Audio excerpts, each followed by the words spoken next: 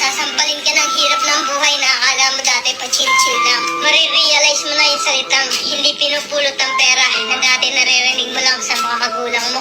Marirealize mo na wala kang dapat pagkatiwalaan dito, kundi sarili mo. Marirealize mo na ang 5 oras na tulog ay sapat na para may paglaban na isang araw na pagtatrabaho. At matututo kang pahalaga ng bawat sentimong sinasahod mo.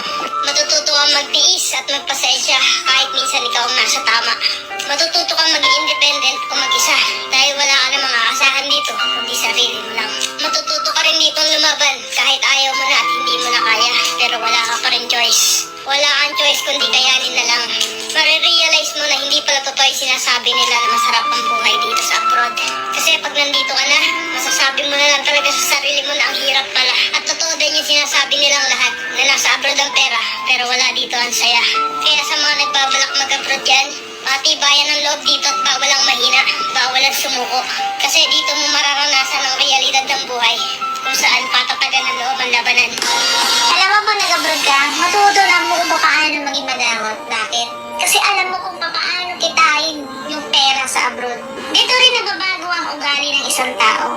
Bakit? Dahil sa mga taong nakasalamuhan nila na hindi nila kaugali. Dahil sa mga taong nakasalamuhan nila na iba't iba ang pag-uugali. Karamihan sa mga tao sa Pilipinas at hindi naging OFW kailanman, hinuhusgahan nila yung mga tao na naging OFW na kesyo mayaman na kesyo nasa ibang bansa na kesyo nakahawag na ng pera, na kesyo gumaan ng buhay, lumaki ng bahay, mayabang na. Hinuhusgahan nila agad kung ano yung nakikita nila sa'yo. Hindi nila alam yung buong dahilan at buong kwento kung bakit ka nagkaroon ng ganito. Sa ating mga Pilipino o yung ibang Pilipino, bakit kaya hindi na maalis yung ugali nilang panghusga at inggit? Yung tipong wala naman silang ambag sa buhay mo, wala naman silang naitulong sa'yo, wala naman silang nagawang maganda para sa'yo, pero sila pa yung number 1 na naninira sa'yo. Sa mga ganitong klaseng tao na wala namang ambag sa buhay mo, na wala namang naitulong sa'yo, na wala namang magandang nagawa para sa'yo, huwag mo silang pansinin. Kung ano yung magandang plano mo sa buhay mo, ipagpatuloy mo lang. Kasi kung magpapa-apekto ka, ikaw rin ang talo. May pangarap ka sa buhay mo, may gusto kang marating sa buhay mo, bakit ka magpapa-apekto sa mga sinasabi nila? Bakit ka magpapa-apekto sa mga ginagawa nila? Hindi naman masama yung masyado kang matulungin. O kaya yung masyado kang mapagbigay sa pamilya mo. Ang masama doon, yung tulong ka ng tulong, wala na palang natitira para sa'yo. Unahin muna ang sarili bago ang iba.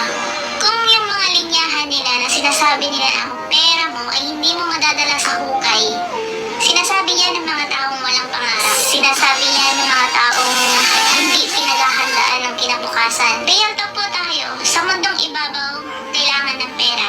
Pinanganak ka pa lang, kailangan ng pera. Mag-aaral ka, kailangan ng pera. Ikakasal ka, kailangan ng pera. At sigit sa lahat, ang pinakagastos ay pag namatay ka. Kaya hanggat may trabaho o kumikita ka pa, mag-ipon para sa sarili. Paghandaan ng kinabukasan. Hindi ko tinuturo kung paano kayo maging madamot sa kapwa niyo. Kasi yun po ang